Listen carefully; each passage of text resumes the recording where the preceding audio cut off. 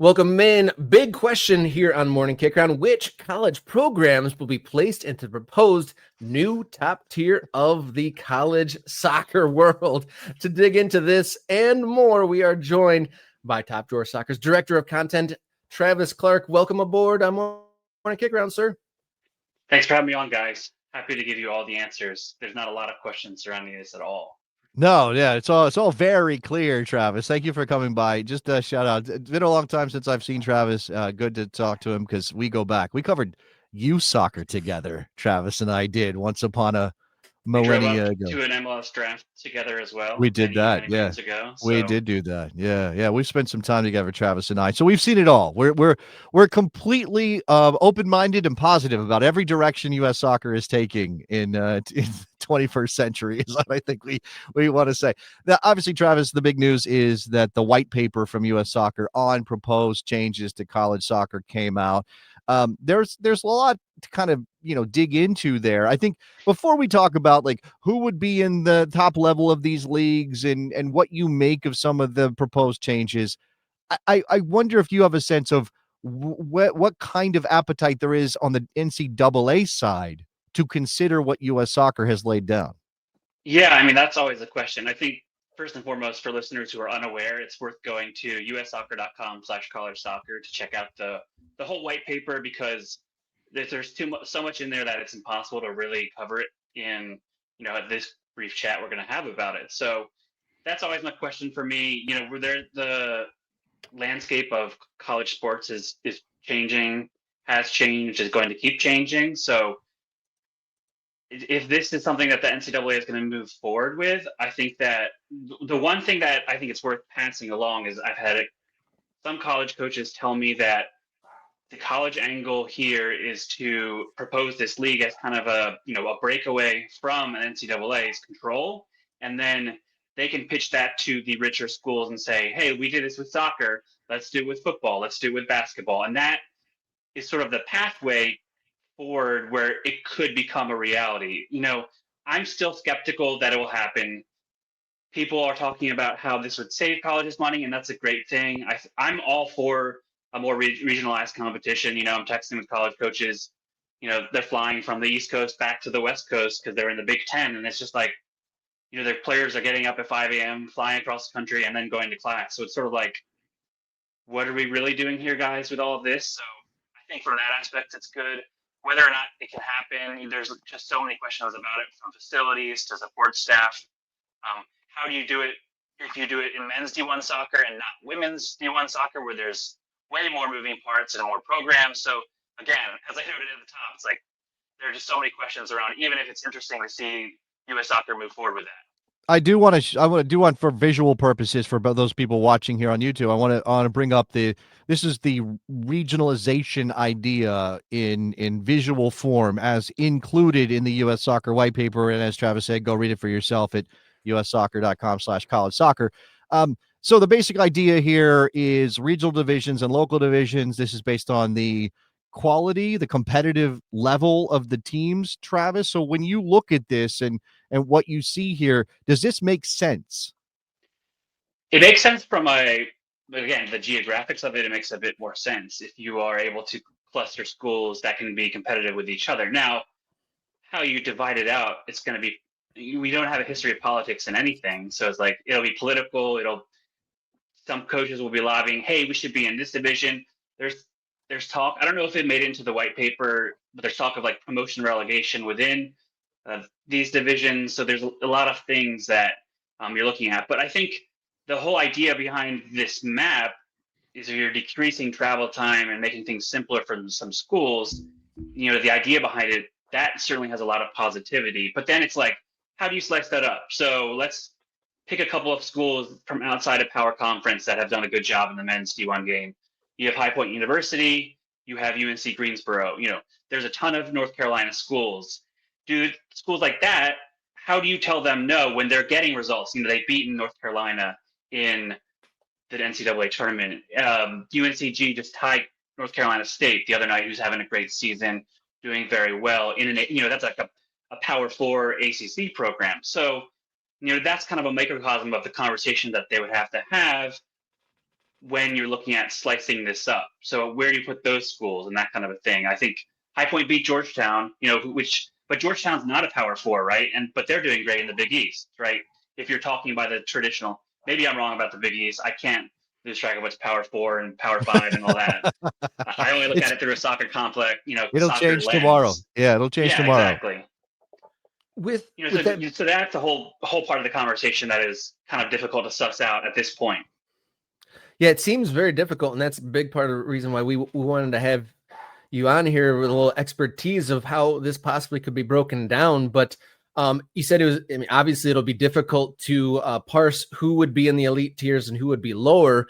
And up until this point, NCAA has been pretty, stubborn and they've resisted change over the years. It seems like from the outside perspective. So what's the likelihood that, they'll engage with this other than, just throwing it out the window as soon as they read it?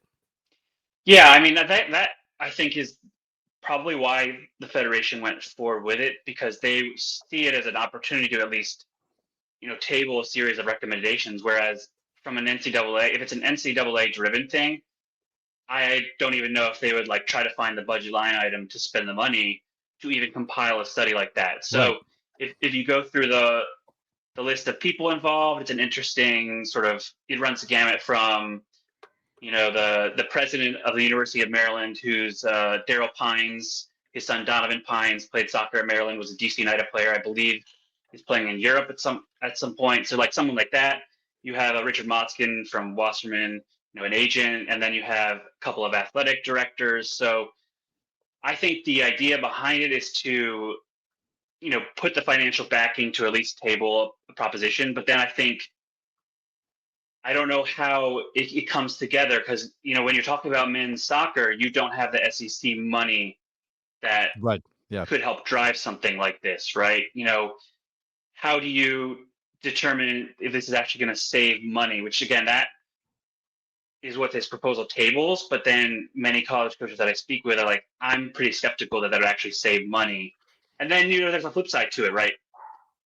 While we think about this as a development chance, like college soccer, it's about winning games, right? That's what, at the end of the day, a lot of these programs are trying to do. Coaches who don't win enough games, they lose their jobs. So, you get rid of a sort of like a less competitive spring season, which I do have. And then and that's another thing college coaches note. It's like, that's when we develop some of our players, because that's when, you can play a reserve team in MLS if you follow the right you can vary your competition. It's a little more regional, but you're also bringing in D2, D3, and AIA schools to give some of your bench players a run that they don't get in the fall. So, there's all kinds of questions about that as well. Yeah, I know. Look, the natural American soccer fan inclination is to go and look at anything that resembles pro rel and go, let's talk about that. And that's kind of what this is. But there's also the season change on the table. And it's interesting you mentioned the money factor here, Travis, because what I read in the white paper from US Soccer is, hey, we're going to use some of our resources to actually help bring more money into the college game. Now, there's also, obviously there's been people talking about that college teams should just split off from their colleges in terms of like official connection and be their own individual clubs. How that would work money wise, I don't know. But I do appreciate US Soccer trying to do something here. Like I do appreciate an attempt on their behalf, or their part rather, because there is this very clear idea that college soccer is not being maximized as part of the wider American soccer push forward, whatever that is. It's historically important. It's obviously developed a ton of players. There are schools that have rich histories, but it still feels like it's so disconnected from everything else that's happening, particularly with the rise of professional academies. Yeah, and I do think that there's value to it. Like college coaches acknowledge in my conversations with them that they can't just stand pat, because the future of athletics, which is so revenue driven, NIL, compensation for athletes, they know they need to be innovative and not just sort of rely on what was previously done. I think what was proposed by US Soccer too is they would host a spring college cup, because part of the big reason for the push for the the school year long season, I guess is the best way to put it, is you could move the final into the spring when it would maybe be a little more conducive to attention. But again, how much is that really going to move the needle, right? Like, will people care a lot more? There's a lot of the college coaches will try out the model of like, oh, lacrosse has their Final Four in what is it, May? I think Memorial Day weekend. Creating a tentpole event like that. I think that could be a good thing, but is it worth trying to sort of like thread the needle and like weave through all these things that you can attain to really shift what at the end of the day, they are students, and you got to kind of make the pathway. Am I going to be a pro, or am I going to be a student athlete and go the college route and go that way, acknowledging that it may not maximize my development. So, and then there's the whole international player question, right? In the white paper, it's like 35% of men's Division I soccer are internationals. A lot of the cases for these international guys, right? They come over to the US when they're 20, 21 as freshmen. So, maybe there's a way forward where you don't implement these changes, but players who are 15 and 16 years old who sign with an MLS team, maybe they should have that same opportunity afforded them.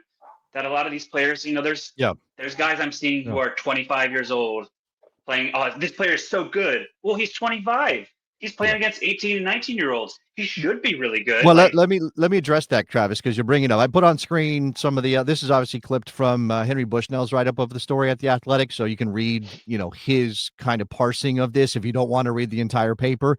But these eligibility rule things are in there, and they stood out to me. Well, beyond this, which we'll get to, there's also this idea of capping college participation at 23. Now, maybe that doesn't eliminate all those international players who have professional club experience or at least come through academies, landing in America and not taking spots. It gets really weird in the framing of it, but certainly there are a lot of people who would suggest that college soccer is too heavily invested in international players. Do you see that as a net positive, the cap on age at the college level? Yeah, I mean, I definitely think that's one way to go about it, because you don't want to push international players out of the game altogether here, because there's a lot of value in what they bring, both from the sort of like student life perspective. You're talking about bringing in players from different backgrounds that will be good for just people within your university, in my opinion, right? You get to know players from all across the world that may not come across, look at Marshall University, right? There's not a lot of Europeans making the trip there, but with the men's soccer program the way it is, that is certainly an interesting angle. On the flip side of it, if you cap the age, that sort of players have to make that decision. Okay, am I 19 years old? Am I getting the offers that I want, or do I look at this opportunities abroad? And but you have on the other side, I'm talking myself around in circles. Like, you have state-funded universities bringing in lots of international athletes, but aren't these state universities also bringing in just high quality international students because they need them too? So, it's again, like that's why this is far from a straightforward conversation. So I think instituting some kind of guidelines where you loosen eligibility for the U.S. player, cap the age to some extent, you can, but who knows? Maybe you'll just get sued, right? Like somebody will just take you to court over it. So, well, okay, but that's the thing. Like, again, where the NCAA is on all of this, whether they can do something like cap age, I think is certainly a question. One thing that I know Rob wanted to kind of speculate about which teams would end up in those top regional divisions. Travis, do you have a sense of that? Like, if you were forced to make a list, and I know you would probably not want to offend anybody. You mentioned High Point, you mentioned Greensboro. Like, that's obviously a problem. How would you even do this? U.S. Soccer says something. It's actually in this copy here about objective criteria in year one. I don't know what that is. What is objective criteria? What objective criteria are we using? Yeah, I mean, I think you're looking at historical semi-recent success, maybe going back 3 to 5 years, and you'd have to pull teams that particularly perform well. But when you're also looking at the criteria, are you then looking at schools that have the facilities or the support staff capacity to do it? Like, one thing people who trot out these things, they have communications folks who handle media duties, right? Like, usually they're split between 3 different sports. You have your soccer in the fall, your winter sport, and then a spring sport. And how does that work? Like, athletic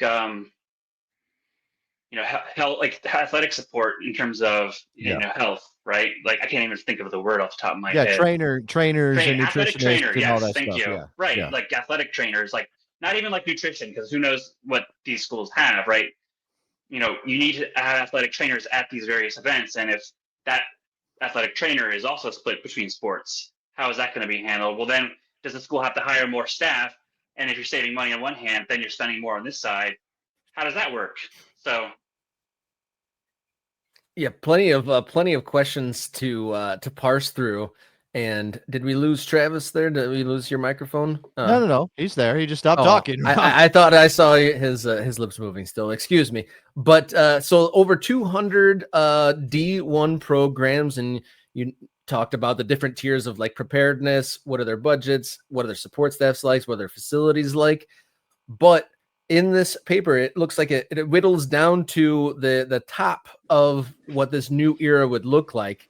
It looks like it would, according to the graphic in the white paper, there would be two regional tiers, and this would be the top of the heap. So according to these recommendations, there would be 18 teams at the highest level of college soccer, with the criteria you're just saying, maybe recent history with a balance of facilities and staffing. Would you be able to circle some programs that would be ready for this top tier right now? I mean, I think that's another question in and of itself. Are you just taking all of the big schools and sweeping them in, right? Like the Big Ten schools, like UCLA hasn't been great of late. How do you handle that, right? Yeah. Are you gonna ignore? Like that's where again, it's not. Not that I'm trying to duck it out, right? But do you just run through like the Georgetown, Georgetown, Akron, historical powers in the Big East that don't, they have, a somewhat prominent athletic reputation. You could make the argument about Georgetown and its basketball program where it is nowadays, but soccer is probably their best sport in men's and women's, in terms of being nationally competitive. So, you have to consider the cases of something like that. And, Dan Helfrich was heavily involved, who is a Georgetown soccer alumni. He actually does the play-by-play announcing, that kind of a thing. How do you handle that? I think that, Big West soccer, UC Santa Barbara, UC Irvine, UC Davis, players have come through there and gone to, Max Arfson played for one of the UCs. That's not Berkeley, right? I think it was David or Irvine. I think it went to Davis. Yeah. I think it was Davis. Yeah. Right. So and if you're putting that together, it makes plenty of sense for UCLA to be in a region with a lot of those schools, the San Diego States, right? Those are programs that they have pretty good coaches. They're doing a relatively good job. But then, are you clustering just UCLA with them, or does UCLA then go up and fly with the Oregon State, Washington, Portland obviously is doing very well of late and has done a good job, but Gonzaga has not been as relevant with their men's D1 program. Seattle U's been pretty good. I know those are all schools where you can make a case that they should be involved because it makes sense when you're looking at it regionally, but are they the best program within that? But it makes sense to have them because Washington's there. So you'd want Washington to be playing Seattle, Gonzaga, Portland, Oregon State, if you're looking at it and pitching it as the cost savings angle of it. So how you have those conversations, I don't even know where you would start. I don't know how you would cut it off. Obviously, it makes sense to make it as big as possible, but I've talked to college coaches this year that are like, I guess I need to start figuring out games for 2026, but I don't know. So lots and lots of questions. It's very interesting, as I think you said, Jason, that they're pushing this forward, but what will actually become of it? Will, as Robert said, NCAA take it and just chuck it in the bin, or will the power conferences seize it and be like, look, we're going to break away from the NCAA, break free. We're going to try this soccer thing in 26, and then in 27, all our football and basketball will be our own thing, and we'll keep all the money from the NCAA. But how does that work within TV rights of the power? It's these things that are just like, I've tried to understand it, and I've tried to ask people about it, and they're just still like. From what you're saying, it sounds like this is going to be obviously incredibly difficult to arrange in a coherent way, but 2026 seems like a very ambitious timeline. Right. Why? No, that's why, like I said, my conversations with coaches trying to figure out what's going on, like they're like, I guess I need to actually just move forward like it's business as usual versus I need to be prepared to be involved in this. I don't even know what they're going to call it, to be honest with you. U.S. Soccer League, college soccer breakaway, and then are all 213 men's D1 programs doing it? What happens to the ones that don't? Are they still in the NCAA? Are they still in the NCAA tournament? Without the, there's that side to it as well. Like, because I've heard of instances where players basically are getting, tampered because college coaches at like a ACC school will be like, hey, you're not going to be in the Super League. So like at one point it was called a Super League. I heard that thrown around as well. I saw a different paper that nobody else saw. Right. So like similar ideas and whatnot, but it's like, there's all sorts of things chattering ongoing in the background that it's very confusing. Yeah. Not a lot of clarity. Intriguing when they drop it, publicly and everybody kind of scrambles to understand what's going on here. But yeah. I mean, I think the main takeaway is it's like, this is all what U.S. Soccer analyzed with all these people, and this is the recommendations. And the NCAA, if you're still operating sort of within that umbrella structure, they can just take it or leave it. But I think that NCAA wouldn't even pay for a thing like that. So that's why it was interesting to see the U.S. Soccer Federation step up and at least, because it cost, I'm sure, a decent amount of money and some time that NCAA just didn't want to put into it. Yeah, no doubt. Lots to chew on, lots to parse through. Interesting to see what all becomes a reality from these recommendations. Besides speculating on the unknown future of college soccer, what do you usually write on, and where can you tell our listeners and viewers to go to check out your stuff? Yeah, we cover men's and women's D1 college soccer mainly over at Top Drawer Soccer, and then we track all the players coming through who are either looking to break through to the pro ranks or make it to a college program, cover youth national teams as best we can, and basically tracking the players of the future in U.S. soccer and beyond. Mostly just U.S. soccer, though. All right. Thank you so much, Mr. Clark, for joining us here on Morning Kickaround, and we'll definitely need some answers in the future to the myriad of questions regarding the future of college soccer. Thank you so much for joining us this morning. No problem. Thanks for having me on, guys. Appreciate it. Good to chat with you, Travis. Yep. Good to see you, Jason. See ya. All right. Thank you for tuning in today. And thank you and welcome to all the new subscribers to the Morning Kickaround YouTube channel. If you want to support us a little bit more, become an MK Ultra for bonus features, unique and specific content for the members, as well as access to the Morning Kickaround Discord server, where there's a whole litany of great American soccer conversations going on there.